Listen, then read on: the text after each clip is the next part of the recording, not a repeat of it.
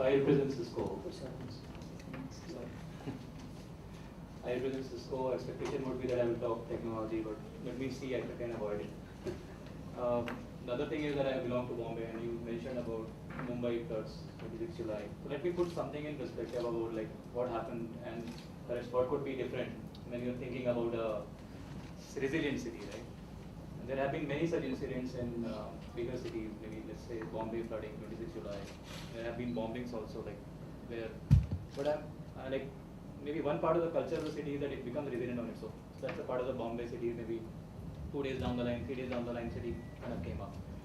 But the way it went, the whole situation went about during those few days which we have seen, things would have been very different if there was a view where perhaps in the planning side things could have been done better. You mentioned about integrated view.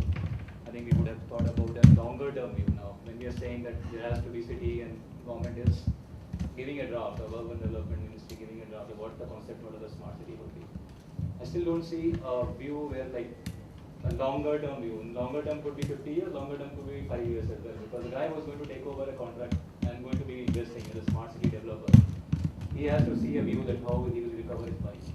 If he is going to say somebody goes to Aurangabad and invests on 15,000 crores to at least build the smart city as visualized in the draft node, that money has to be recovered over some period of time. Now that 15,000 crore can become 30,000 crore if the planning is for 50 years.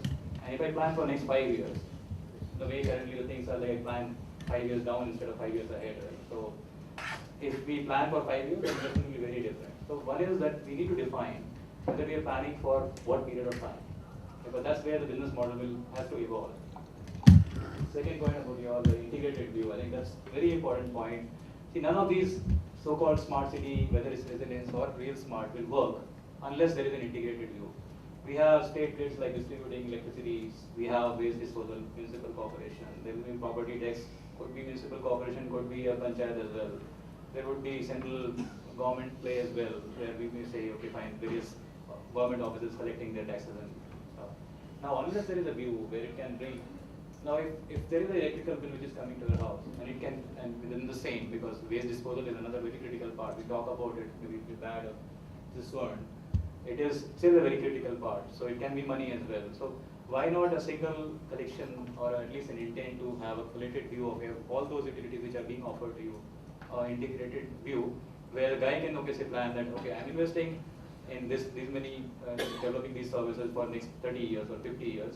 I have a good view that as an integrated view, I will be investing this much and I will be collecting over this much. But if it is not an integrated view, there will be 30 tenders, one is water, one is electricity, other is going to be waste disposal.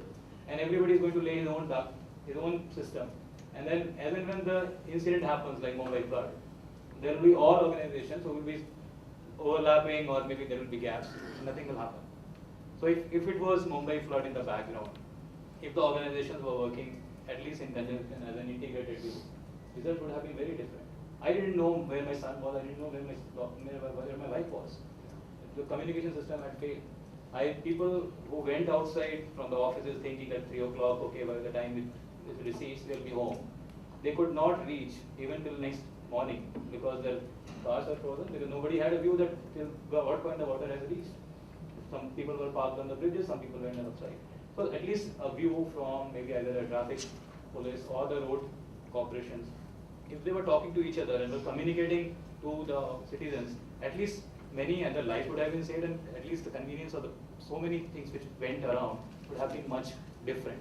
So one is the longer term view of a city, thinking about, okay, what will the population of the city maybe in next 30 years, 50 years, what kind of roads will be required, what kind of traffic management system will be required, what kind of water, what kind of, everything will be very different. For example, if I plan to reach, say, from one point A to point B, and my intent is that over 30 years also this time duration should remain 15 minutes. If that's the way I'm planning, I may plan for underground metro or I may plan for a road, because the number of people sitting in the city will be very different.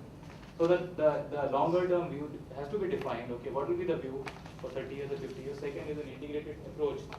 There cannot be a multiplicity of authorities working across each other and then still expecting the city will be smart or will be resilient. And the third thing is that sustainability. Now, we, as ma'am mentioned, that see, there are people who are going to be poor who may not be able to pay the same kind of services. or but at least will be expecting the quality of life has to improve for them as well. They cannot be coming from 40 kilometers or maybe 60 kilometers, taking a train and then maybe doing service and then go back and then come back again. There has to be a way of integrated view of how the city will really evolve, because if 30 years down the line you will need same kind of services even for working for them. You can't say that, okay fine, these are poor people should not be staying with us because we are clean smart city. Now technology will play all across. So I still want to avoid. It plays all across. We have some 45 watt applications which can play, like we have done cities like Barcelona, Nice or Chicago or everything, we can talk and explain everything about it. But the challenge is that none of these applications, maybe even 2 or 3, not more than 2 or 3, can be just put in, come and put over here because it will not work. I have waste disposal system who can like kind of put sensors around, oh it is full, call the guy, will take it away. We will have water management, we will have electricity boards, everything is possible. All the things which have been put under the draft can be inserted into the technology, but still we will have to kind of think about all these applications, how will they really work from your languages in an affordable way in Indian environment. And I was talking to Mr. Shankar Agarwal the other day when he was there. I will put waste bins there. Maybe many places there are no waste bins. People are throwing on the roads. Expectation that there will be sensor around, we will be putting a waste bin, giving me indication that it will be there. It will never work. So we'll have to find applications which will work in Indian environment in an affordable way. So that's my 2 or 3 suggestions. Longer term view, have a view of sustainable development, because otherwise it will not sustain. People will come back on the same smart city so-called and spoil your city unless you plan things for them. And also an integrated view.